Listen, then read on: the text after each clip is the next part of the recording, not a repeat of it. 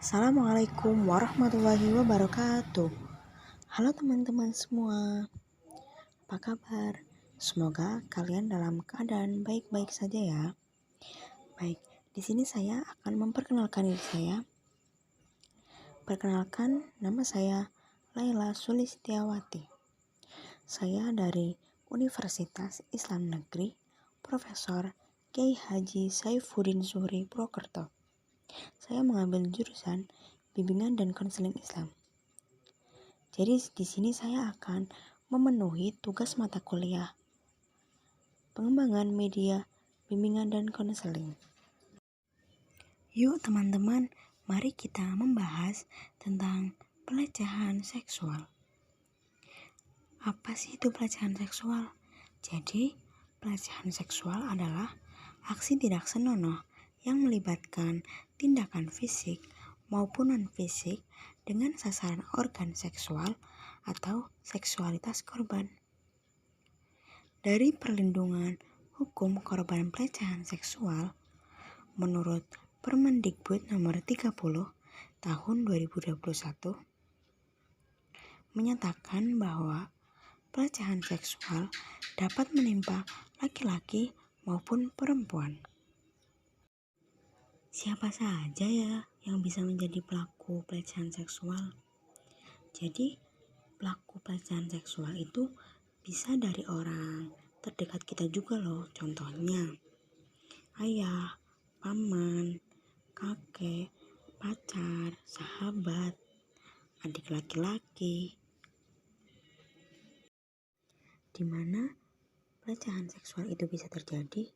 Yang pertama, bisa terjadi di rumah, di kampus, di rumah teman, di kantor, di jalan, di tempat umum, di toilet umum, di transportasi umum, di pasar, di dunia maya, sosial media seperti di Facebook, di YouTube, di Instagram, di Twitter, di Telegram. Tahukah kamu apa saja sih macam-macam pelecehan seksual? Yang pertama, ada pelecehan non-verbal.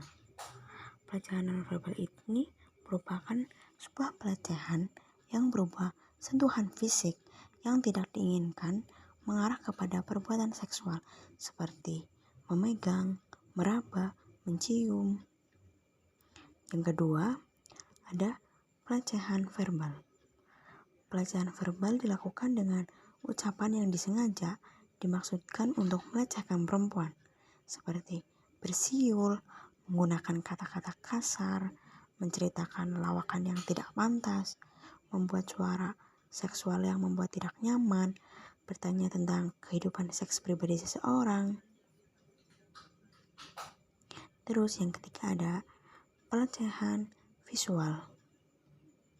Pelecehan jenis ini itu berkaitan dengan penyebaran foto, suara, atau bahkan video yang berisi konten seksual tanpa persetujuan si penerima atau bahkan orang dalam konten tersebut. Tak hanya itu, pelecehan visual juga dapat ditemukan dalam berbagai lelucon seperti meme yang berbau seksual. Apa sih penyebab terjadinya pelecehan seksual? Yang pertama itu ada minimnya pendidikan seks di Indonesia. Yang kedua, ada tidak memikirkan dampak pada diri sendiri, terutama korban. Yang ketiga, akibat terus-menerus menonton video pornografi. Yang keempat, mengetahui korban lemah dan mudah dirayu.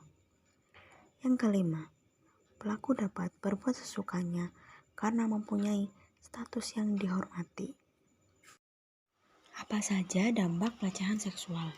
Yang pertama itu depresi, yang kedua ada penurunan kesehatan mental, yang ketiga rasa bersalah dan malu atas diri sendiri, yang keempat mengurung diri yang mengakibatkan insomnia. Kira-kira apa saja yang bisa kita lakukan ketika mendapatkan pelecehan seksual. Yang pertama, kita bisa bersikap tegas. Yang kedua, cerita dengan orang yang kamu percaya. Yang ketiga, kumpulkan bukti serta catat apa saja yang terjadi. Yang keempat, laporkan kepada pihak yang berwajib. Jika kalian mengalami pelecehan seksual, kalian bisa menghubungi nomor di bawah ini. Kalian tinggal tekan 081 111 291 29